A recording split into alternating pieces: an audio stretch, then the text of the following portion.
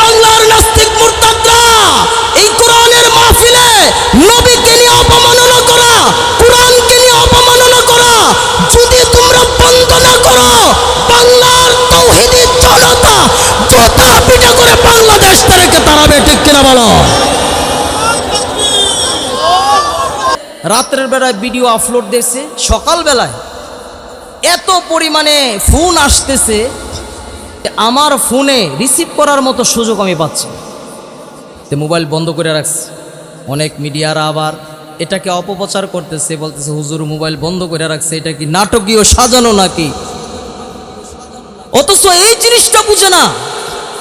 এটা কি আজকে নতুন ঘটনা যে সভাপতি হুজুরকে বাধা দেয়, মাহফিলে নেতা খেতা এসে মাহফিলে বাধা দেয়? এটা কি নতুন ঘটনা? বলেন, কথা বলেন, এটা কি নতুন ঘটনা? নতুন ঘটনা না। কোরআনের মাহফিলের মধ্যে এসে এই কোরআনের মাহফিল বন্ধ করার জন্য, ইসলামের আওয়াজগুলো বন্ধ করার জন্য, কোরআনের আওয়াজ বন্ধ করার জন্য সমাজে কিছু ভাইরাস আছে না নাই? কথা বলেন, আছে না নাই? বলে হুজুররা রাজনীতি করে কেন? হুজুররা রাজনীতি করে কেন? রাজনীতি করবে কেন হুজুররা? আরে হুজুররাই তো রাজনীতি করবে। হযরত ওমর আঙ্গুলের ইশারায় অর্ধ পৃথিবী শাসন করেছিল। ঠিক কিনা বলো? এবারে তুমি রাজনীতি কোত্থেকে পাইছো? কোরআনের মধ্যে রাজনীতি অবশ্যই আছে। তুমি যদি জানতে চাও আমার কাছে আসো, বসো, আমি তোমাকে রাজনীতি দেখায় দেই। ঠিক কিনা বলো? তুমি রাজনীতি সম্পর্কে কি জানো? হযরত ওমর যখন আঙ্গুল হালাইতেন, হরিণার বাগে এক গাঁটে পানি খাইতেন। ঠিক কিনা বলো? এই কোরআনের মাহফিল করার মধ্যে এমন ভাইরাস যারা আছে, কোরআনের মাহফিলগুলো বন্ধ করতে চায়, হুজুরদেরকে কথাগুলা থামায়া দিতে চায়, তাদের বিরুদ্ধে আপনারা আছেন কিনা বলেন? আছেন কিনা বলেন? এই কোরআনের মাহফিলের মধ্যে যদি বাধা দেওয়া হয়, কোরআনের মাহফিলের মধ্যে যদি বাধা দেওয়া হয়, কোরআনের আওয়াজগুলো যদি নিস্তব্ধ করার চেষ্টা করা হয়, এই বাংলার জমি স্পষ্ট করে বলতে চাই, বাংলার জমিনে তোমাদের কোটায় হবে না। ঠিক কিনা বলা? 17 বছরের শিকড় উড়কায় ফেলে দিতে যুবকরা। আর তুমি তো সাধারণ মানুষ এসে হঠাৎ করে বৈশা, হুজুর এভাবে বলবেন না, হুজুর এভাবে বলেন, হুজুর কোরআন হাদিসের ভিতর থেকে আলোচনা করেন। কোরআন হাদিসের ভিতরের আলোচনা কি? কোরআন হাদিস কি সুরের পক্ষে বলবে না বিপক্ষে বলবে? কথা বলেন। কোরআন কি সুরের পক্ষে না বিপক্ষে? ডাকাতের পক্ষে না বিপক্ষে? চাঁদাবাজির পক্ষে না বিপক্ষে? টেন্ডারবাজির পক্ষে না বিপক্ষে? তোর কোরআনের কথায় যারা চাঁদাবাজি করে, যারা সন্ত্রাসী করে, যারা দুর্বলদের উপরে চাপায়া পড়ে, এই জমিনের মধ্যে কুসন্তান গলা যারা নাকি দুর্বলদের উপরে চাপায়া পড়ে, তাদের বিরুদ্ধে আমরা দাঁড়াবো। ঠিক কিনা বলো? শিয়ালের মতো 1000 বছর বাঁচতে চাই না, সিংহের মতো একদিন বাঁচতে চাই। ঠিক কিনা বলো? এই বাংলার নাস্তিক মুরতাদদেরকে আবারও বলে দিতে চাই, এই বাংলার নাস্তিক মুরতাদরা এই কোরআনের মাহফিলে নবীকে নিয়ে অপমাননা করা, কোরআনকে নিয়ে অপমাননা করা যদি তোমরা বন্ধ না করো, বাংলার তাওহীদি জনতা জুতা পিটা করে বাংলাদেশ থেকে তাড়াবে। ঠিক কিনা বলো?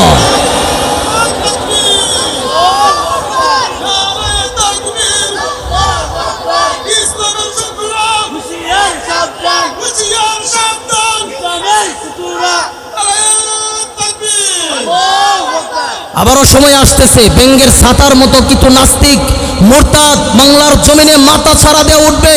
ব্যাঙ্গের ছাতার মতো নাস্তিক মুরতাদ বাংলার জমিনে মাথা ছাড়া দিয়ে উঠবে। কোরআনের আইনকে অস্বীকার করবে, কোরআনের আয়াতকে অস্বীকার করবে, নবীকে নিয়ে ব্যঙ্গচিত্র করবে। এই বাংলার তাওহীদি জনতা, তোমাদের ভিতরে যদি ঈমান থাকে, এক ফোঁটা রক্ত থাকে, এই নাস্তিকদেরকে বাংলার জমিন থেকে চারো পিঠা করে তাড়াতে হবে, চারো পিঠা করে তাড়াতে হবে। ঠিক কিনা বলো? নাস্তিক মুরতাদরা এখনো সময় আছে, ঠিক হয়ে যাও। বাংলার তাওহীদি জনতারা কথা বলতে শিখেছে, বাংলার তাওহীদি জনতারা প্রতিবাদ করতে শিখেছে। ঠিক কিনা বলো? এখন আর ছাড় পাইবা না, এখন আর ছাড় পাইবা না। আগের মতো এখন আর তোর সহজ মনে করো না। যদি সহজ মনে করো তাহলে ভুল মনে করবা, এই জিনিসটা কখনো করবা না। আল্লাহ রাব্বুল আলামিন আমাদের সকলকে সহি বুঝ দান করো, সকলে বলেন আমিন। আপনারা আমার নবী যে মেরাজ থেকে নিয়ে আসছেন আমাদের জন্য 5 ওয়াক্ত নামাজ পড়তে রাজি আছেন তো ইনশাআল্লাহ? সানি তাকওয়িম, 4টা কসম করে আল্লাহ বলছে মানুষকে খুব সুন্দর করে বানাইছি, সুবহানাল্লাহ। কিন্তু আল্লাহ তাআলা কসম করছেন, 3 ফলের কসম করছেন। আল্লাহ তাআলা জাইতুন ফলের কসম করেছেন,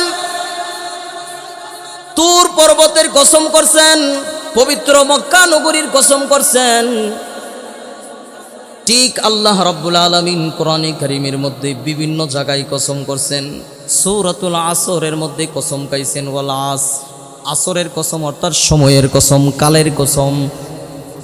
জায়গা জায়গায় আল্লাহ তাআলা কসম খাইছেন, কিন্তু কোন কসমের মধ্যে নিজেকে আনেন নাই, নিজেকে দিয়া কোনো কসম আল্লাহ তাআলা করেন নাই।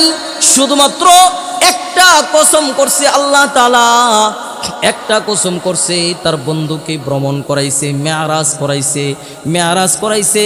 এটা যদি কারো বুঝতে সন্দেহ হয়, এটা যদি কারো সন্দেহ লাগে, এই জন্য আল্লাহ তাআলা সর্বপ্রথম মহাগ্রন্থ আল কোরআনে সর্বপ্রথম বলতেছেন সুবহান সুবহান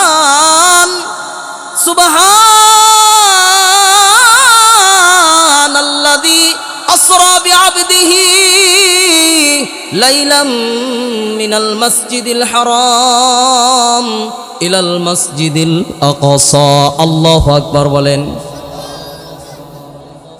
সর্বপ্রথম আল্লাহ তাআলা কসম খাইতেছেন নিজেকে দিয়া, নিজেকে।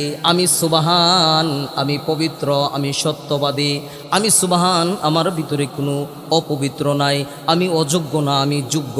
এই জন্য আমি আল্লাহ তাআলা নিজের কসম খায়া বলতেছি, আমি আমার বন্ধুকে মেয়ারাজ করাইছি, সুবহানাল্লাহ, মেয়ারাজ করাইছি। আল্লাহ রাব্বুল আলামিন যত নবী পয়গম্বর দুনিয়ার মধ্যে পাঠাইছেন, প্রত্যেকটা নবী পয়গম্বরকে বলছেন, এই তুমি নবুয়তি পাইছো, যাও তুর পাহাড়ে যাও, তোমার জন্য কিতাব নাজিল করছি, ওখান থেকে মাদাদ করে নিয়ে আসো, আর এই কিতাব থেকে পড়তে থাকো, আর তোমার উম্মতকে দাওয়াত দিতে থাকো। আল্লাহ রাব্বুল আলামিন 1 লক্ষ মতান্তরে 2,24,000 পয়গম্বর দুনিয়ার মধ্যে পাঠাইছেন। সকল নবী পয়গম্বরদেরকে আল্লাহ তাআলা কিতাব নাজিল করছেন, সরাসরি বলছে মাতাত করে নিয়ে আসো, আর ওই কিতাব পড়ে পড়ে উম্মতদেরকে ইসলামের দাওয়াত দাও, কওমদেরকে তোমরা আমি মাওলা পাকের দাওয়াত দাও। কিন্তু আপনার আমার নবীর কাছে আল্লাহ রাব্বুল আলামিন এরকমভাবে একেবারে কিতাব নাজিল করেন নাই, একেবারে কিতাব নাজিল করেন নাই। আল্লাহ রাব্বুল আলামিন আপনার আমার নবীর কলবের ভিতরে যেই সময় যেই আয়াতটা প্রয়োজন ছিল ওই আয়াতটাই নাজিল করছেন, সুবহানাল্লাহ। সর্বপ্রথম আয়াত নাজিল হইছে, 1টা 2টা আয়াত নাজিল হইতেছে, তো আপনার আমার নবী জপতেছেন, আবার নি ভুলে যা, উম্মত নিয়ে আবার কম পেয়ে ফেলে, জপতেছে। আল্লাহ তাআলা সাথে সাথে জিবরাইলকে পাঠায় বলতেছেন, বন্ধু গো, আপনার জপার কোনো দরকার নাই, বারবার পড়ার কোনো দরকার নাই। আমি আপনাকে এই কোরআনের বাণীগুলো কোনো কাগজে লিখে দেই নাই, কোরআনের বাণীগুলো আপনার মুখে আমি দেই নাই। এই কোরআনের বাণীগুলো প্রত্যেকটা আয়াত আমি আপনার কলবে দিয়েছি। নবী গো, আপনি বলবেন না, বারবার পড়ার দরকার নাই, আপনার কলবের ভিতরে ঢুকাইয়া দিছি। আয়াত আপনি বলবেন না, চিন্তা করার কারণ নাই। আল্লাহু আকবার। চিন্তা করার কারণ নাই, নবী বলবেন না, বারবার পড়ার দরকার নাই। আপনার আমার নবীকে আল্লাহ তাআলা এই মেরাজ দিয়েছিলেন।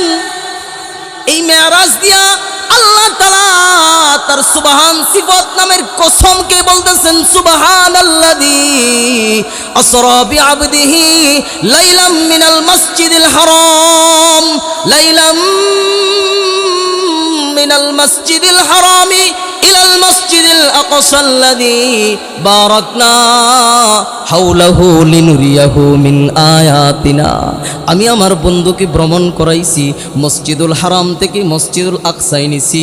মসজিদুল আকসায় নিয়া 1 লক্ষ মতান্তরে 2,24,000 পয়গম্বরকে দাঁড় করাইছি।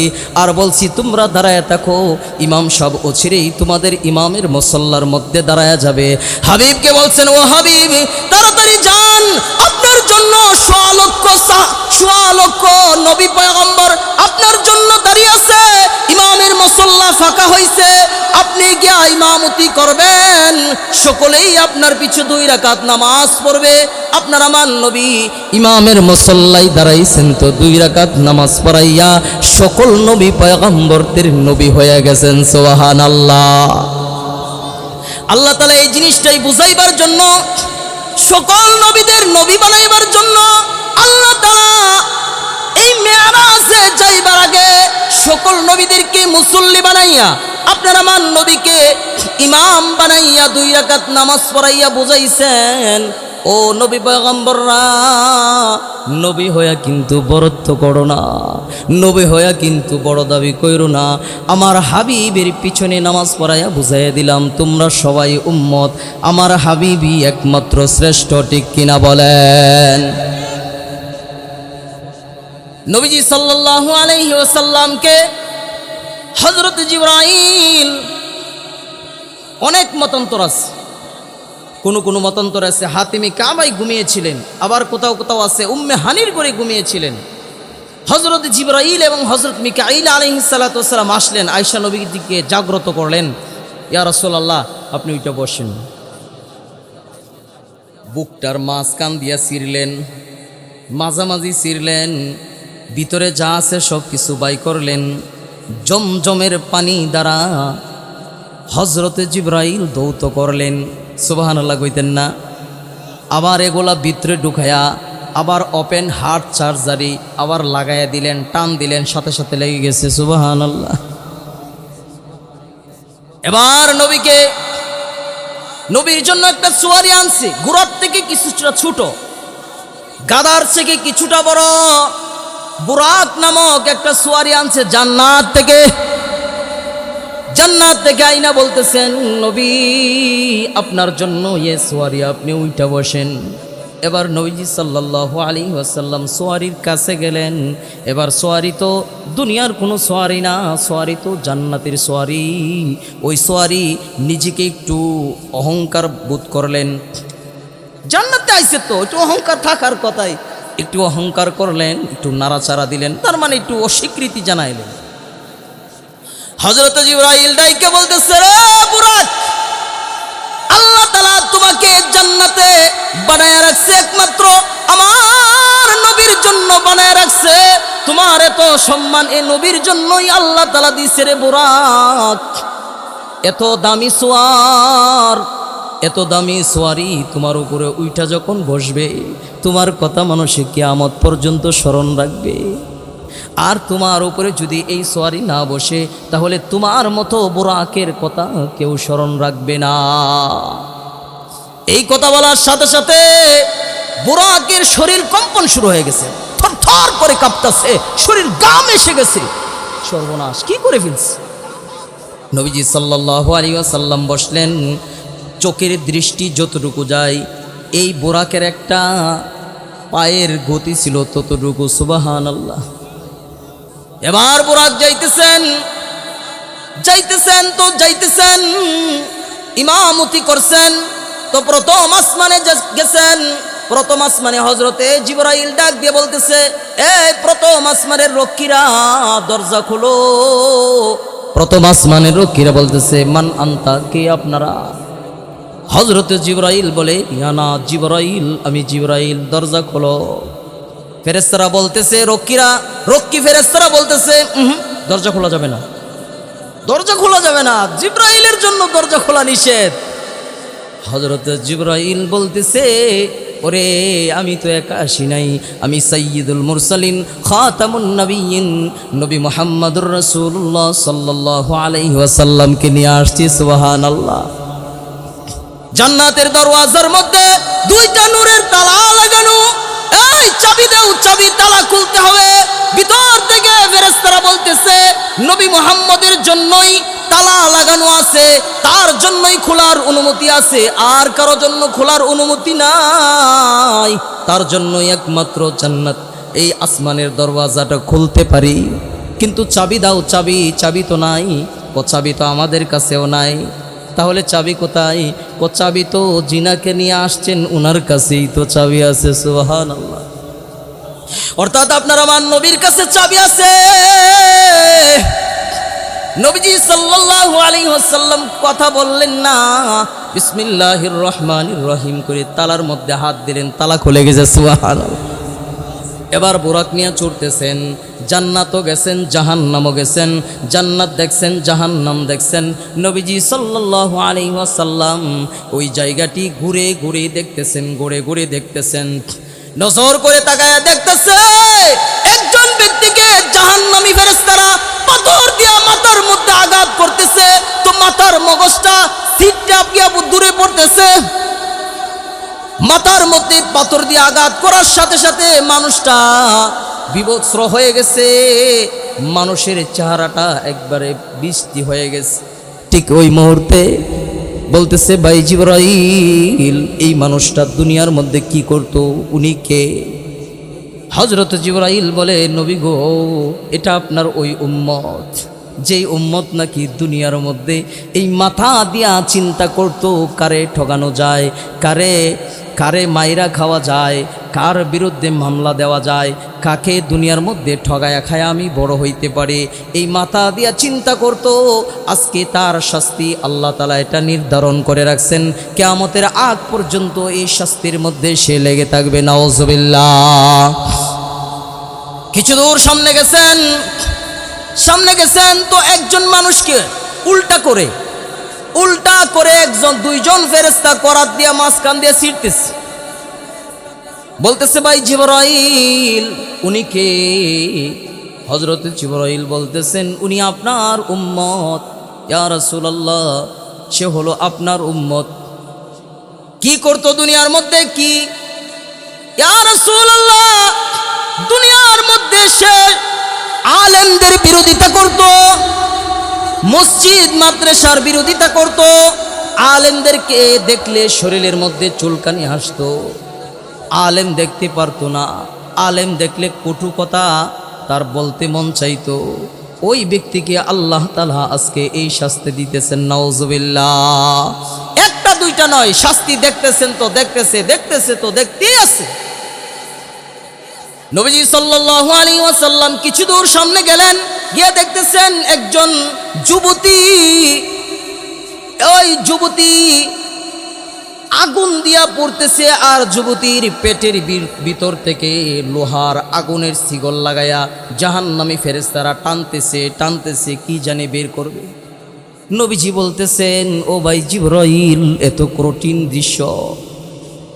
এই যুবতী দুনিয়ার মধ্যে কি করত?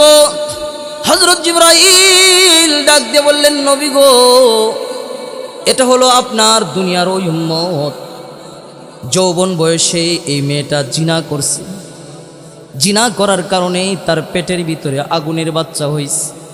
এ আগুনের বাচ্চা জাহান্নামী ফেরেশতারা আগুনের শিকল দ্বারা টানতেছে, কিন্তু বাচ্চা প্রসব হচ্ছে না।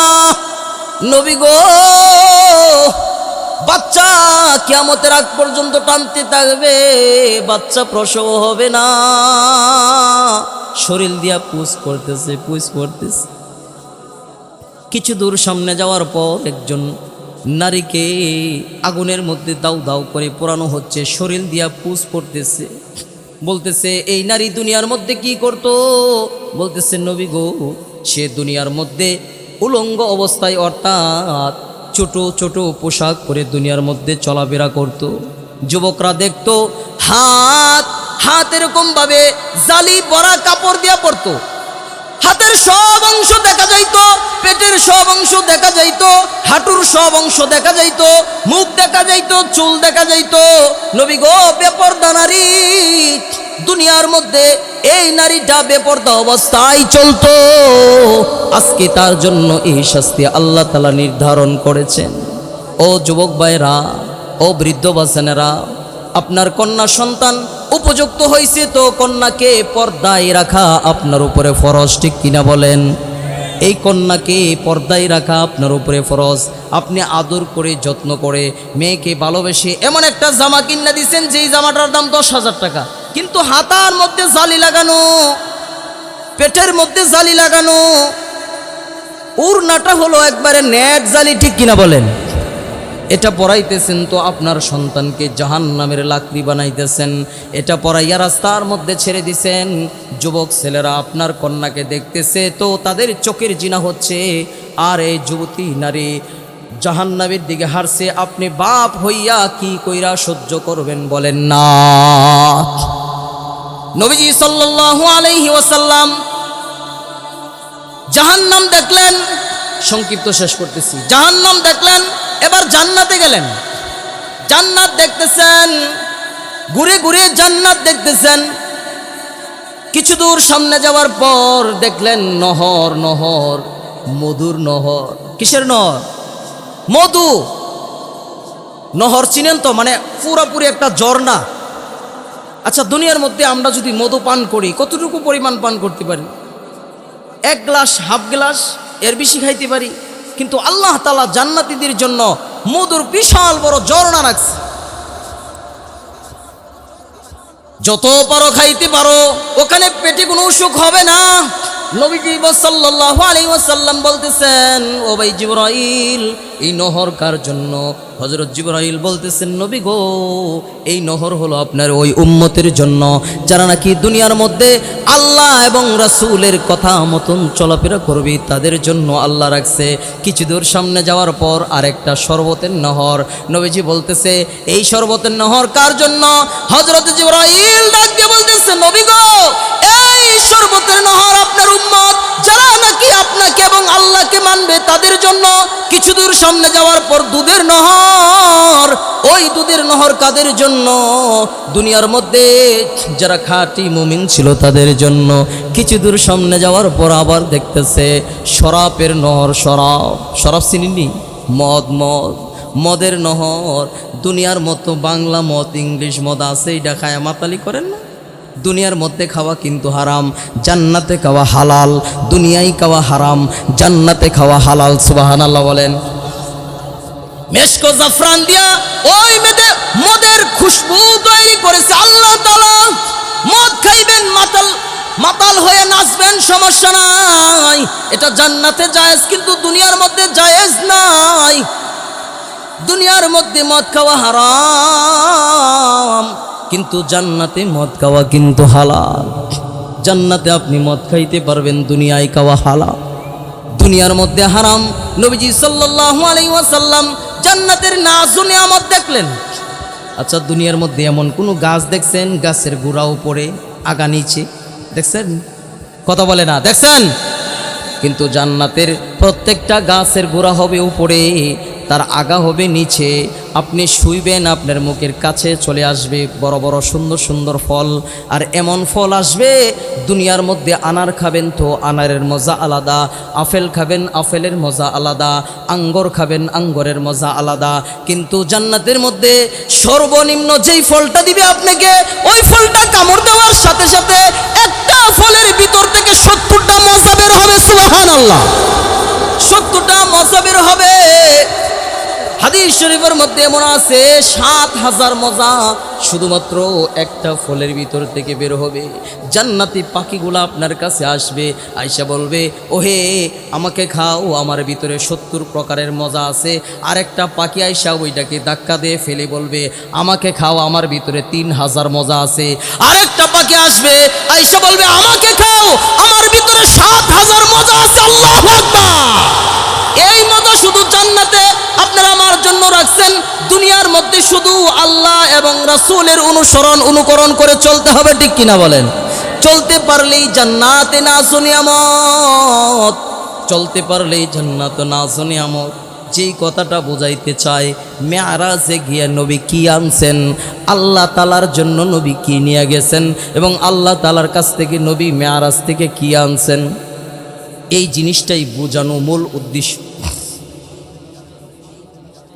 দুনিয়ার মধ্যে আল্লাহ তাআলা কোরআন পাঠাইছেন, যাকাতের আয়াত পাঠাইছেন, রোজার আয়াত পাঠাইছেন, হজের আয়াত পাঠাইছেন, প্রত্যেকটা জমিনে পাঠাইছেন। কিন্তু একটা জিনিসের জন্য আল্লাহ তাআলা তার বন্ধুকে দাওয়াত দিয়ে নিয়ে গেছেন, তার লৌহে মাহফুজে তার কুরসির মধ্যে তার বন্ধুকে নিয়ে গেছেন, তার বন্ধুকে নিয়ে একটা জিনিস পুরস্কার দিয়েছেন। সুবহানাল্লাহ। শুনতে চান কিনা ওই পুরস্কারটা কি? এবার নবীজি সাল্লাল্লাহু আলাইহি ওয়াসাল্লাম 7 আসমান ভেদ করে উপরে চলে গেলেন সিদরাতুল মুনতাহা। ওইখানে একটা বিশাল বড় বড়ই গাছ আছে। বড়ই গাছের এক একটা পাতা হাতির কানের মতো বড় বড়, আর ওই বড়ই গাছের এক একটা বড়ই বিশাল বড় বড়, মটকার মতো বড় বড়। নবীজি সাল্লাল্লাহু আলাইহি ওয়াসাল্লাম ওখানে অবস্থান করতেছেন। হযরতে জিবরাইল বলে, নবী গো, এখন আপনি উপরে চলে যান, আরেকটা সোয়ারি আসবে, সেটার নাম হলো রফ রফ। কি নাম? কি? রফ রফ একটা সোয়ারি আসবে, আপনি চলে যান। হযরতে জিবরাইল বলতেছে, নবী আপনি একা একা যাইতে হবে। আপনার আমার নবী বলতেছে, ভাই জিবরাইল তুমি কি আমার সাথে যাইবা না? হযরত জিবরাইল বলতেছে, নবী আমি যদি আর এক চুল পরিমাণ উপরে উঠি তাহলে আল্লাহর নূরের তাজাল্লি আমি পুরে ছাই হয়ে যাব। আল্লাহর নূরের তাজাল্লি আমি পুরে ছাই হয়ে যাব। উপরে যাওয়ার অনুমতি আমার নাই, আপনি যান, আপনার আছে। নবীজি সাল্লাল্লাহু আলাইহি ওয়াসাল্লাম উর্দু ভ্রমণে যাইতেছেন সিদরাতুল মুনতাহা, পাস হয়ে লৌহে মাহফুজ যেখানে কোরআন শরীফ লিপিবদ্ধ আছে, লৌহে মাহফুজ পাস হইয়া আল্লাহ তাআলার আরশে চলে গেছেন। আল্লাহ তাআলার আরশের কুরসির কাছে চলে গেছেন। ওই কুরসির কাছে চলে গেছেন আপনার আমার নবী। আল্লাহ তাআলা ডাক দিয়ে বলে, বন্ধু আমার কাছে চলে আসছেন, এখানে আর কেউ নাই রে বন্ধু, শুধু আপনি আর আমি। কিন্তু আমার কুরসিটা 70,000 পর্দা দ্বারা আবৃত অবস্থায় ঢাকা আছে বন্ধু। কিন্তু বন্ধু আপনাকে দাওয়াত দিয়েছি, আমি পর্দার ভিতরে বসে থাকবো, এটা হতে পারে না। বন্ধু আপনি একটা একটা পর্দা খুলে দেন, একটা একটা পর্দা খুলেন, আমার সাথে আপনি এসে যান। আপনার আমার নবী একটা একটা পর্দা খুলতেছে, তো পর্দা খুলতে খুলতে 70,000 পর্দা ভেদ করে আপনার আমার নবী আল্লাহ তাআলার সামনে মুখামুখি হয়ে গেছেন। আল্লাহ তাআলার সামনে বসছেন, তো নবী অপর পাশে বৈশা দুইজন কথোপকথন করতেছেন। আল্লাহু আকবার। দুইজনে কথোপকথন করতেছেন, প্রেমের আলাপ করতেছেন। বিনা পর্দায়, কোনো পর্দা নাই, কোনো পর্দা নাই। কিন্তু কালিমুল্লাহ, আল্লাহ তাআলাকে এত ভালোবাসে কালিম। কালিম ডাক দিয়ে বলতেছে, মাওলা গো খালি কথা কও, কিন্তু মাওলা দেখা দেও না। মাওলা গো একটু দেখা দিবানি, তোমাকে একটু দেখতে চায়। আল্লাহ তাআলা বলে, মুসা রে লাং তারানি, দেখতে পারবি না। মুসা বলে, আল্লাহ আমি দেখতে চাই। আল্লাহ বলে, লাং তারানি, মুসা দেখতে পারবি না রে মুসা, দেখতে পারবি না। মুসা বাইনা ধরছে, আল্লাহকে দেখবেই। আল্লাহ তাআলা বলে, আমাকে তো দেখতে পারবি না, কিন্তু আমার নূরের একটু তাজাল্লি পাহাড়ে সাইরা দিলাম রে মুসা, তাড়াতাড়ি দেখ, ওইখানে আমার নূরের একটু তাজাল্লি ছেড়ে দিলাম। এবার মুসা দেখার সাথে সাথে 40 দিন পর্যন্ত বেহুশ হইয়া পড়ে আছে। আল্লাহু আকবার। মুসা দেখতে পারে নাই, কালিমুল্লাহ দেখতে পারে নাই, কিন্তু আল্লাহ তাআলার কাছে গেছেন হাবিবুল্লাহ। এবার হাবিবুল্লাহ বিনা পর্দা ছাড়া কথা বলতেছেন, বিনা পর্দা ছাড়া কথা বলতেছেন। আল্লাহু আকবার। আশিক আর মাশুকের কি প্রেমের আলাপ, আশুকের মাশুকের প্রেমের আলাপ শুরু হয়ে গেছে। দেখবেন দুনিয়ার মধ্যে যখন আয়াত নাজিল করছেন হযরত জিবরাইল, প্রত্যেকটা আয়াতের অর্থ আছে। কিন্তু কোরআনে কারীমের মধ্যে এমন কিছু আয়াত আছে, এমন কিছু শব্দ আছে, যেই শব্দর অর্থ আব্দুল আব্দুল্লাহ রইসুল মুফাসসিরিন তিনিও জানে না, সাহাবায়ে কারাম জানে না, আবু বকর জানে না, ওমর জানে না, ওসমান জানে না, আলী জানে না।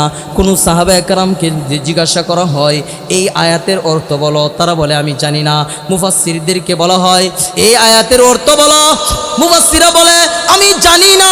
জিবরাইলকে প্রশ্ন করা হয়, জিবরাইল এই আয়াতের অর্থ বলো। জিবরাইল বলে আমি জানি না। কে জানে, কে জানে? একমাত্র আশুকে আর মাশুকেই ভালো জানে। সুবহানাল্লাহ। আল্লাহ এবং আল্লাহর নবী বড় জানে।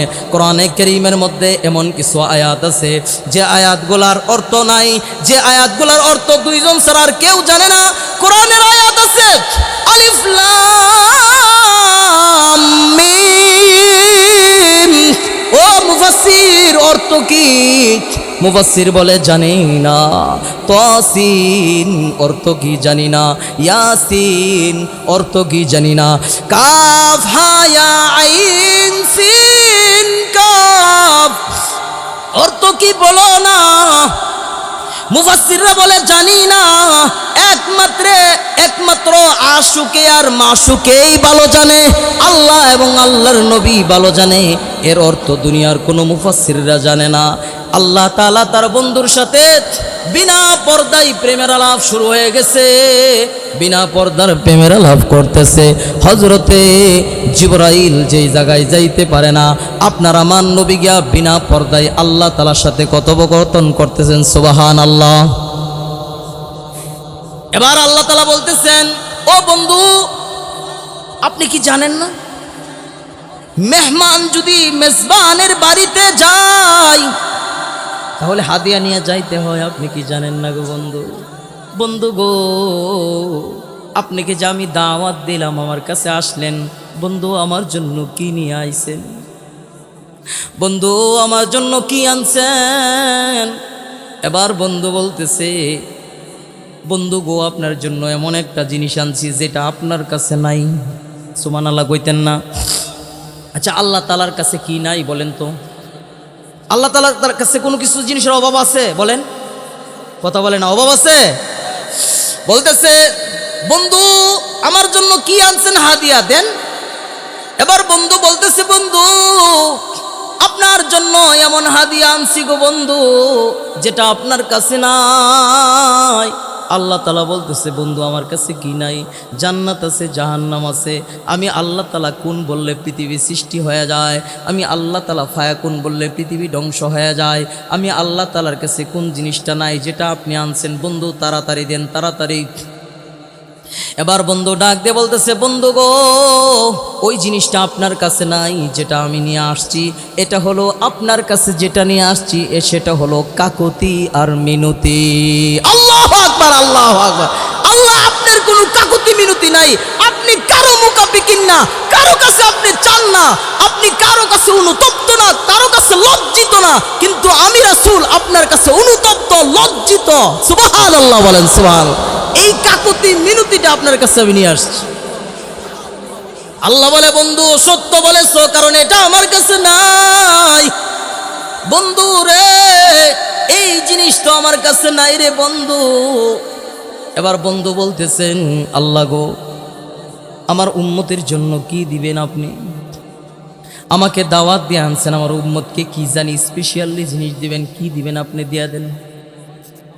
এবার বন্ধু বলতেছে, যাও 50 ওয়াক্ত নামাজ তোমার উম্মতের জন্য আমি হাদিয়া দিয়া দিলাম। সুবহানাল্লাহ। নবী তো 50 ওয়াক্ত নামাজ পায়া মহা খুশি, একবারে নাচতে নাচতে আইতাছে। 5 মাস মানে যখন আসছে হযরত মুসা আলাইহিস সালাতু ওয়াস সালামের সাথে সাক্ষাৎ, হযরত মুসা কালিমুল্লাহ বলতেছেন, নবী কি আনছেন আল্লাহর কাছ থেকে? আল্লাহ কি দিছে আপনারে? বলতেছে, আমার আল্লাহ আমার উম্মতের জন্য 50 ওয়াক্ত নামাজ দিছে। 50 ওয়াক্ত কইছে, সর্বনাশটা করছে, বিনষ্ট করছে। 50 ওয়াক্ত আপনার উম্মতে পালন করতো না, কমায় আনেন। আবার যান, আবার যান। নবী আবার গিয়া বলতেছে, আল্লাহ বন্ধু আবার কে রে গো বন্ধু? আল্লাহ আমার উম্মত তো 50 ওয়াক্ত পারতো না, তাহলে 5 ওয়াক্ত কমায় দেই। আচ্ছা ঠিক আছে 5 ওয়াক্ত কমায়। এবার 5 ওয়াক্ত কমায়া যখন আবার আইছে 5 মাস, মানে হযরতে কালিমুল্লাহ মুসা কালিম বলতেছে কয়েক তো কমায় আনছেন কফাস আরো 45 আছে কফার তো না আবার যান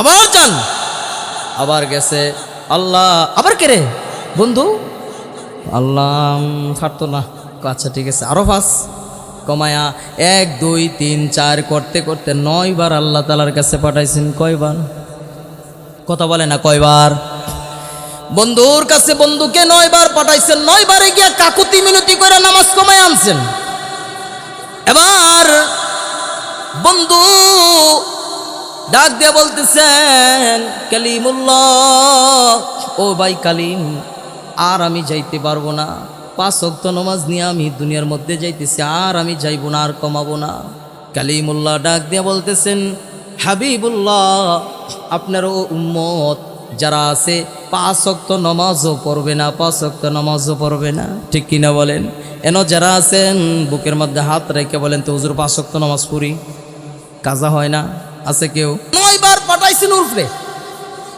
কিন্তু হাবিবুল্লাহ বলতেছে আমার শরম করে বারবার যাইতে আমার লজ্জা করে এবার কালিমুল্লাহ ডাক দিয়ে বলতেছেন ও হাবিবুল্লাহ আল্লাহ তাআলার পেয়ারা বন্ধু আপনি জানেননি আল্লাহ তাআলার কাছে আপনি একটা স্পেশাল জিনিস পেশ করছিলেন যেটা আল্লাহ তাআলার কাছে নাই মনে আসেনি হ্যাঁ মনে আছে যেটা কাকুতি আর মিনতি বন্ধুরে বন্ধুর কাছে যে কাকুতি মিনতিটা পেশ করছিলেন আল্লাহ তাআলা ওই আপনার কাকুতি মিনতিটাকে এত পছন্দ করে আমি মুসাকে 5ম আকাশে বসাইয়া বারবার আপনাকে আল্লাহর কাছে পাঠাইছে এটা আল্লাহরই একটা নির্দেশনা আল্লাহরই একটা প্রেমের খেলা আল্লাহ তাআলা ডাক দিয়ে বলতেছেন কালিম 5ম আকাশে বসে যাও আমার বন্ধুকে বারবার পাঠাইবা আমি তো জানি আমার বন্ধুর উম্মত 50 ওয়াক্ত পালন করতে পারবে না আমি সর্বপ্রথমে 5 ওয়াক্ত দিতাম